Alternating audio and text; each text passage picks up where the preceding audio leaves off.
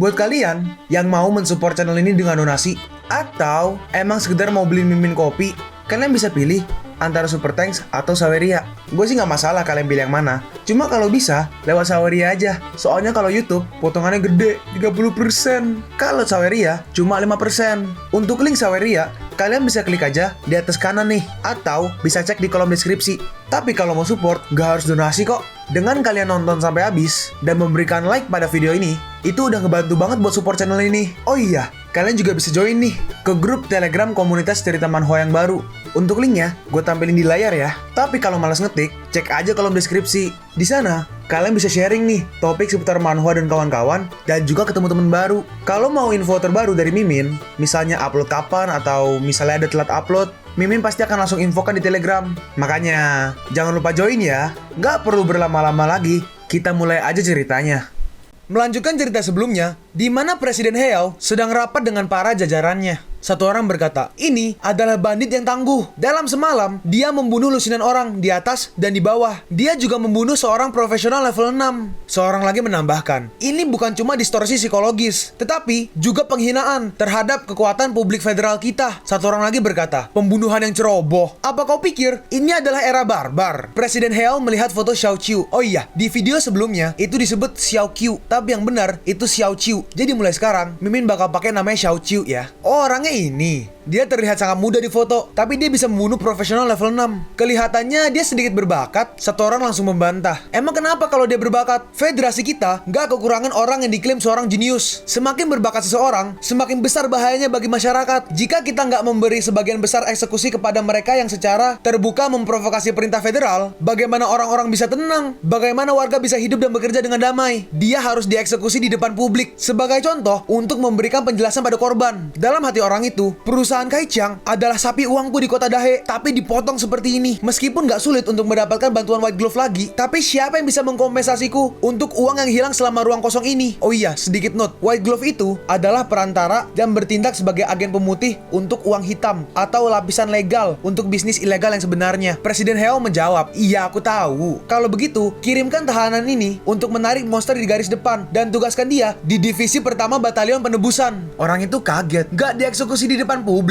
Dalam hal itu, dalam hatinya, White Gloves yang kutanamkan di tempat lain mengawas. Jika aku nggak bisa menghukum orang-orang yang memprovokasiku dengan kemarahan ini, para bawahan ini nggak akan bekerja padaku dengan setia. Presiden Heao melanjutkan, ya udah, nggak perlu berkata-kata lagi. Sekarang kita punya hal yang lebih penting. Kenapa sampai sekarang kau masih nggak bisa menemukan berita apapun tentang The Mask? Para jajarannya pun terdiam, nggak bisa menjawab apa-apa. Presiden Heao melanjutkan, orang nggak akan menghilang tanpa alasan. Dia pasti masih ada di suatu tempat di dunia ini. Dia bahkan bisa di sekitarmu, di sekitarku, atau malah dalam jangkauan kita. Namun, itu udah begitu lama, dan kita masih belum menemukan setengah berita tentang The Mask. Tidakkah kau pikir, suatu hari nanti, party lain akan muncul dan memberikan kita kejutan? Padahal, mereka tuh dari tadi ngomongin The Mask loh. Seorang jajaran berkata, Presiden, tenanglah dulu, jangan marah. The Mask sudah nggak punya lagi kekuatan. Bagaimana dia bisa mengancam kita? Nggak punya kekuatan. Terus, bagaimana dia bisa langsung menghilang dari ruang pengadilan? Seorang merespon, kita semua merasakan Mask kehilangan kekuatannya. Hanya dengan sedikit kekuatan yang tersisa, apa yang bisa dia lakukan? Benar itu benar. Dan propaganda yang telah kita berikan ke publik sangatlah efektif. Jumlah pendukung The Mask menurun. Meski jika dia kesini untuk balas dendam pada kita, nggak akan ada banyak orang yang memihaknya. Ancaman apa yang bisa dilontarkan seorang pihak seperti itu kepada kita? Presiden Heao merespon,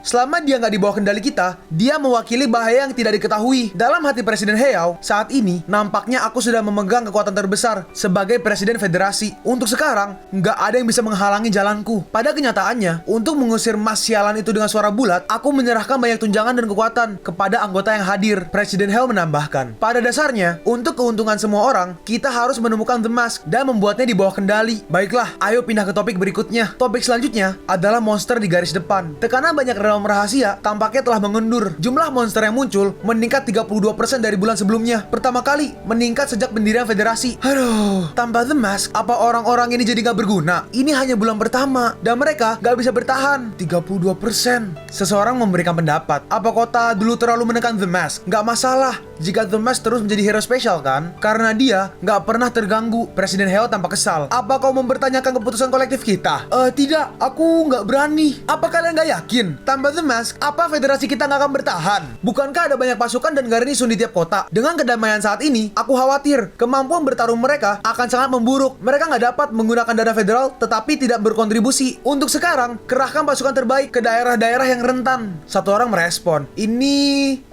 aku sarankan untuk tidak menggunakannya. Bagaimanapun juga, kekuatan pertahanan kota adalah garis pertahanan terakhir dari sebagian besar kota. Mereka digunakan untuk perlindungan manifestasi demon di alam rahasia atau demon bencana. Kalau buru-buru memindahkan pasukan pertahanan kota, sebelum orang itu selesai berbicara, ada seorang memotong. Kata-katamu itu terdengar menyenangkan, tapi sebenarnya kau mengkhawatirkan keuntungan yang kau dapatkan dari pasukan pertahanan kota. Keluargamu itu menyalurkan perlengkapan untuk penjaga yang tak terhitung jumlahnya di federasi kami. Perampingan kekuatan pertahanan kota akan seperti menghancurkan garis hidupmu. Kau memfitnahku. Cukup, sudah diputuskan. Pasukan pertahanan kota akan mengisi celah di area lainnya. Sekarang, karena nggak akan ada lagi manifestasi demon dan heavenly disaster, karena mereka emang nggak muncul selama bertahun-tahun, penting kalau pasukan pertahanan kota dirampingkan. Oh iya, kirimkan terpidana ini ke ibu kota secepat mungkin. Akan bagus membuat contoh darinya. Kita sekarang berpindah ke gedung pasukan pertahanan kota Dahe. Penjaga yang mendorong Qian Liu berkata, ya sekarang udah jelas. Kalau insiden ini nggak ada hubungannya dengan kalian, kalian bisa kembali ke rumah dengan tenang sekarang. Kalau terjadi sesuatu, kami akan langsung menghubungimu. Jika nggak ada perubahan, kau akan dipanggil untuk menjadi saksi di pengadilan. Saksi? Itu sudah sewajarnya. Tugas melawan tersangka jahat sekarang sedang disusun, dan dakwaan akan segera diluncurkan terhadapnya. Ini adalah kasus besar yang menarik perhatian seluruh federasi. Kalian berdua harus di sana. Qian Liu merespon, jahat? Kenapa dia dianggap jahat? Dia jelas-jelas menghukum sampah sialan itu.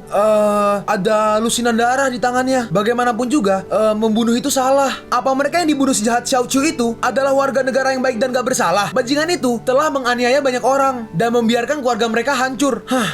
Istilah jahat, mereka semua adalah lambang kejahatan. Kapten Chang muncul dan berkata, kau benar. Orang-orang ini memang menyakiti banyak keluarga, dan masing-masing dari mereka layak mati. Meski mereka layak mati oleh ribuan potongan, terserah kami untuk menilai mereka dan tidak menghakimi mereka secara pribadi. Qian Liu semakin marah. Lalu, kenapa kalian gak bertindak? Jadinya, apa kami harus menahan kegelapan? Kapten Chang merespon, seperti cahaya dari matahari, akan selalu ada kegelapan yang tidak bisa dipudarkan oleh cahaya. Akan selalu ada pengorbanan di dunia ini. Mungkin kita nggak bisa menahan kegelapan? Pemberontakan pribadimu itu nggak adil. Jika bahkan menolak pun salah, maka setiap keberadaan di dunia ini adalah kesalahan. Qian Liu, dalam hati Yan Qian, aku telah mengalami banyak ketidakadilan. Aku nggak bisa lagi berteriak keras seperti Qian Liu. Yaudah, Kak, ayo pulang. Baiklah, pasti akan sangat bagus jika nona muda itu bisa berdiri. Kenapa kau berkata seperti itu, Kapten Chang? Meskipun kemarahan biasanya adalah sebuah tanda dari ketidakmampuan, itu juga bisa jadi sumber kekuatan. Jika kau menilai sumber kekuatan ini, gadis kecil ini nggak diragukan lagi, akan berada di tingkat atas sekarang. Jika saja aku punya kekuatan yang sama dengan rasa marah dulu. Dalam hati penjaga tadi, apa gunanya marah? Jarak geraknya akan selamanya dibatasi oleh kursi roda. Itu semua hanyalah kemarahan yang sia-sia. Mereka pun sampai di rumah. Yan Qian berkata, Qian Liu, istirahatlah di ruangmu. Aku akan membersihkan halaman. Tentang Xiao Chu, aku akan memikirkan solusinya. Xiao Liu hanya terdiam di sini. Jika ada area di dunia ini di mana matahari nggak bersinar, maka aku akan jadi cahaya. Jika ada area kegelapan di mana matahari nggak pernah bersinar, maka matahari nggak perlu ada. Pelan-pelan, Qian Liu mulai berdiri dan mulai melangkahkan kakinya. Saat Yan Qian ingin membuang sampah, dia kembali dan berkata, Qian Liu, aku lupa kalau ruangannya masih sedikit berantakan. Saat dia kembali, dia melihat Qian Liu berdiri. Kau bisa berdiri? Kakak, cepat, lari. Qian Liu berubah menjadi monster. Kita berpindah lagi ke ruang pertemuan gedung pertahanan kota. Para jajaran itu sedang berdiskusi, omong kosong, untuk menarik sepertiga dari kekuatan pertahanan kota sekaligus. Seberapa banyak masalah yang akan disebabkan untuk masyarakat setempat. Yuan tua, berhentilah mengeluh. Setidaknya mereka nggak menyebarkan kita ke garis depan kali ini. Katanya garis depan kacau. Memberikan perintah seperti itu tanpa mobilisasi apapun, 1/5 dari tim kita telah mengajukan pengunduran diri karena mereka 2 hari ini dan sekelompok orang berpikir untuk berhenti. Jika kita harus mengirimkan orang ke garis depan, aku khawatir mereka akan langsung pergi. Apa yang kau katakan itu masih nggak masalah. Yang ku dengar, kalau tim yang kita pilih setengahnya langsung mengundurkan diri hari ini. Perbedaan bahaya di antara garis depan dan di sini sangat berbeda. Tiba-tiba Komandan Chang datang dan berkata, tujuannya membawa semua petugas kemari itu untuk mendiskusikan. Sebelum Kapten Chang menyelesaikan perkataannya, dia menyadari sesuatu. Aura ini mustahil. Salah satu orang bertanya, Komandan Chang, apa yang kau lihat? Aura ini adalah aura Great Obscenity. Hah? Great Obscenity? Itu mustahil. Komandan Chang, kau pasti bercanda kan? Great Obscenity sudah dihancurkan oleh The Mask. Orang satu lagi menambahkan, itu benar. Komandan Chang, mungkinkah indramu salah? Salah, Komandan Chang membantah. Kalian hanya bertemu Great Obscenity lewat mayatnya yang diawetkan. Karenanya, kau nggak familiar dengan Great Obscenity. Sekarang, aktifkan rencana militer darurat. Evakuasi semua orang di kota Dahe. Biar aku yang menanggung konsekuensinya. Sekarang, kita berpindah ke tengah kota. Di situ, ada papan berita. Papan berita itu menyatakan bahwa 3 hari yang lalu, di bawah pengepungan cepat dari kekuatan pertahanan kota-kota Dahe, pelakunya di gedung Gaichang telah ditangkap. Lalu satu orang melihat ke arah tanaman. Musim semi telah tiba. Lihatlah bunga-bunga ini. Mereka tumbuh begitu cepat. Lalu bunga-bunga itu dihampiri oleh para lebah. Dan lebah itu mulai bermutasi karena terinfeksi. Hei kakak, lampunya hijau. Ayo, kita bisa menyeberang sekarang. Saat kakaknya menengok, kakaknya juga terinfeksi. Monster! Akhirnya, virus itu mulai menyebar. Dan semua orang-orang di sekitar mulai terinfeksi. Lalu seorang profesional datang. Semuanya, jangan panik. Aku di sini. Hei, lihat. Dia profesional. Kita selamat. Lalu profesional itu langsung menyerang monster itu hingga terbelah 2. Hah, monster seperti itu menghadapi master ini. Itu sama aja dengan cari mati. Lalu profesional itu juga ikut terinfeksi. Astaga, bukankah aku udah membunuh monster ini? Kenapa aku terinfeksi? Para profesional lain melihat kejadian itu. Tumbuh hijau yang berasal dari infeksi. Mungkinkah ini Great Obscenity? Lalu beberapa profesional mulai menghampiri tempat kejadian. Satu orang berkata, apa yang terjadi di sini? Sejak kapan ada begitu banyak demon muncul? Apa yang dilakukan oleh orang-orang Biro Pemantauan? Komandan Chang, tidak seharusnya Great Obscenity ini muncul kembali. Mereka yang terpengaruh oleh radiasi Great Obscenity akan membusuk dalam sekejap mata. Namun dalam situasi saat ini, mereka nggak membusuk ataupun hancur, alih-alih menjadi manusia. Dalam hati orang itu, meskipun efek radiasinya berbeda dari sebelumnya, tapi niat menghancurkan dan merusak semuanya persis sama. Kapten Chang berkata, manusia bunga, nama yang tepat. Tapi, jangan menggunakan akal sehat untuk melihat monster ini. Mereka bisa berevolusi dan berubah di atas imajinasi kita. Setiap orang bertanggung jawab mengamankan jalan, menontonnya dari jarak jauh, dan gak membiarkan bunga manusia terus menyebar. Hati-hati agar tidak melakukan kontak dengan manusia bunga yang terinfeksi. Mereka sangat menginfeksi. Baik, Komandan. Para penduduk lari terbirit-birit. Tolong aku! Monster pemangsa manusia! Komandan Chang datang. Tenggelamkan! Jangan berdiri di sana dengan bodoh di lapangan. Lalu Komandan Chang menyiapkan serangannya dari mulut dan langsung mengeluarkan serangan yang sangat besar. Para penduduk mulai lega. Kita selamat. Direktur Arthur pun juga pergi ke tempat kejadian. Astaga, ini hanyalah neraka hijau. Komandan Chang memberi perintah. Menyerahlah menggunakan semua kekuatan api. Jangan gunakan api apapun untuk menangani keturunan terinfeksi yang tercemar. Intinya, cobalah untuk tidak membiarkan bagian bunga manusia ini terbang. Itu sangat menular. Bahkan jika itu hanya sepotong kecil, itu akan menginfeksi dan mengasimilasi orang biasa. Direktur Arthur bertanya, Komandan Chang, apa yang terjadi di sini? Seperti yang kau lihat, disaster. Direktur Arthur, kamu telah mengalami peristiwa obscenity secara langsung. Apakah monster yang muncul di sini adalah kembalinya Great Obscenity? Direktur Arthur merespon, nggak salah lagi, aroma ini adalah Great Obscenity. Tapi masalahnya, gimana itu bisa kembali? Kapten Chang menjawab, immortality. Sangat sedikit monster yang memiliki immortality. Walaupun mereka binasa, hancur menjadi abu, tapi itu hanya penampakannya aja. Di alam ini, ada nama ilmiah lighthouse jellyfish. Setelah kematangan seksual, jellyfish ini kembali ke bentuk remajanya dan memulai proses pertumbuhan dari awal lagi. Dan proses tersebut dapat berulang tanpa batas. Selama tidak dimakan atau dibunuh oleh penyakit, secara teori, ia akan hidup selamanya. Monster immortal semacam ini baru ditemukan beberapa tahun yang lalu karena sebenarnya terlalu jarang. Jadi wajar jika Anda gak mengetahuinya. Terlebih lagi, immortality itu relatif dan gak ada yang namanya eternal immortality. Jika medium yang ditinggalkan oleh undead demons benar-benar terberantas, bahkan demons terkuat pun pasti akan mati. Aku gak menyadari bahwa Great Obscenity bukan hanya disaster demon, tetapi juga memiliki karakteristik ini. Jadi kemungkinan bahwa radiasi yang ditinggalkan oleh Great Obscenity menjadi media kebangkitannya. Dan itu berbeda dari jenis radiasi langsung sebelumnya yang hanya mengubah manusia menjadi nanah dan korosi. Radiasi dari Great Obscenity kali ini dapat menyebabkan perubahan seperti beberapa monster yang sangat berpolusi. Itu semua semakin aneh. Bajingan terkutuk itu, apa maksudmu? Saat itu, setelah The Mask menghilangkan Great Obscenity, dia mengatakan kepada pejabat yang menangani masalah ini untuk menangani radiasi semua orang secara efektif, untuk menghapus semua jejak yang ditinggalkan oleh Great Obscenity di kota Dahe. Mereka semua langsung setuju dan bahkan membuat jaminan perintah militer. Tapi nggak lama setelah Mas pergi, orang-orang itu benar-benar meninggalkan pesan The Mask. Mereka nggak hanya gagal membersihkan kekacauan yang ditinggalkan oleh The Great Obscenity, tetapi mereka juga menggelapkan uang yang dialokasikan oleh The Mask untuk membantu orang-orang yang terinfeksi. Bukannya dibersihkan, kontaminasi pada para korban itu malah semakin parah.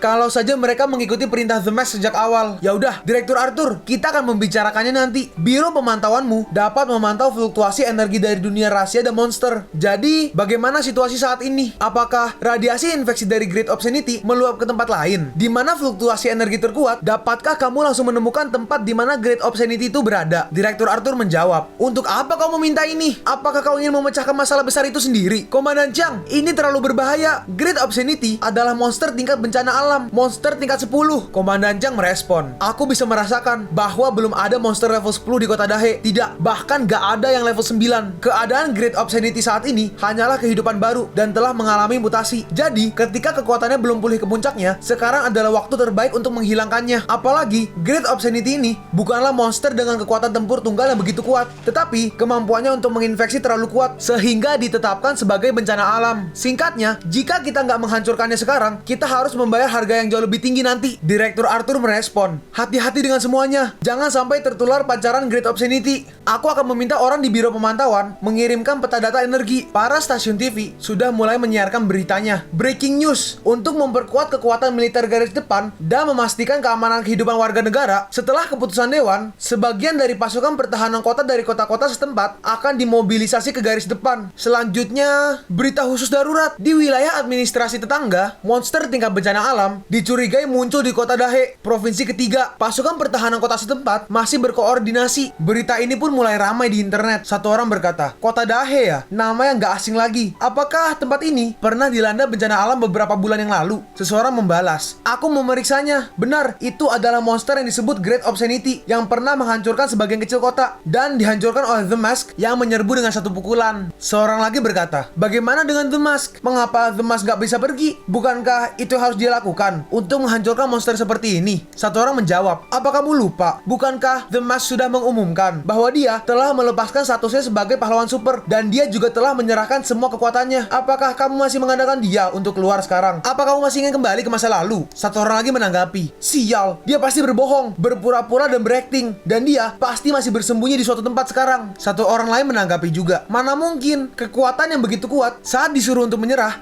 begitu aja. Apa itu mungkin? Satu orang lagi berkata, lihat aja nanti, pejabat akan mengumumkan bahwa The Mask akan muncul nanti dan bergegas ke kota Dahe untuk menghancurkan monster itu. Lalu seseorang baru saja membuat post di blog. Orang itu berkata, aku baru aja menerima pemberitahuan evakuasi dan melarikan diri. Aku punya foto yang baru aja aku ambil di sini. Isi foto ini diambil dari jarak 100 meter. Pasukan pertahanan kota sedang menunggu neraka hijau mengkikis ke arah mereka dan beberapa bunga humanoid berlari seperti zombie. Beberapa orang berkomentar. Satu orang berkata, apakah tumpukan benda hijau itu bencana alam? Mengapa aku melihat monster seperti manusia di dalam? Seorang lagi berkata, apa ini nggak terlalu dibesar-besarkan? Jika semua ini adalah bencana alam, bukankah volumenya saat ini telah mencapai puluhan juta meter persegi? Seorang lagi bertanya, bisakah pria di tempat kejadian mengungkapkan lebih baik berita apakah situasi terkendali? Satu orang lagi bertanya, apakah Anda memiliki informasi lebih lanjut tentang bencana alam? Blogger tadi ngepost lagi di blognya. Dia berkata, maaf, aku baru aja masuk ke mobil untuk melarikan diri dan sekarang aku punya waktu luang. Itu belum dikendalikan. Volume monster masih berkembang dan tenaga pasukan pertahanan kota masih nggak mencukupi. Bahkan dengan penambahan para profesional terdaftar itu masih nggak bisa menghentikan ekspansinya. Para monster mirip manusia di dalam, tapi faktanya itu adalah manusia. Hanya saja mereka telah berubah dari manusia menjadi monster. Beberapa orang mengatakan bahwa kali ini monster itu adalah versi mutasi dari Great Obscenity yang dimusnahkan terakhir kali setelah dibangkitkan. Namun terakhir kali Great Obscenity bermutasi pada orang yang terpancar dan itu juga akan menulari orang lain.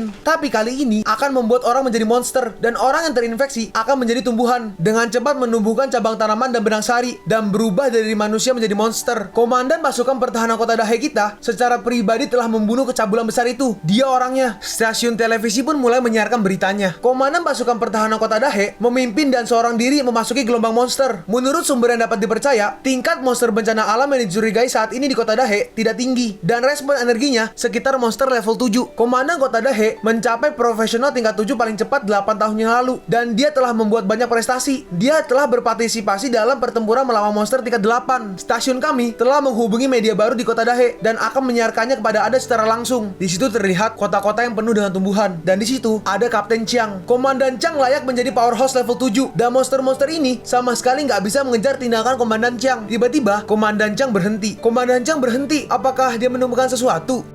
Kalian pun sampai di penghujung video ini. Kalian mau tahu lanjutan chapter ini? Atau manhwa menarik lainnya? Makanya, jangan lupa subscribe biar kalian gak ketinggalan kalau gue upload video baru. Jangan lupa like, komen, dan share ke teman-teman kalian supaya channel ini bisa lebih berkembang ke depannya. Segitu dulu dari video cerita manhwa. Gua Sabik undur diri. See you on the next video. 再见!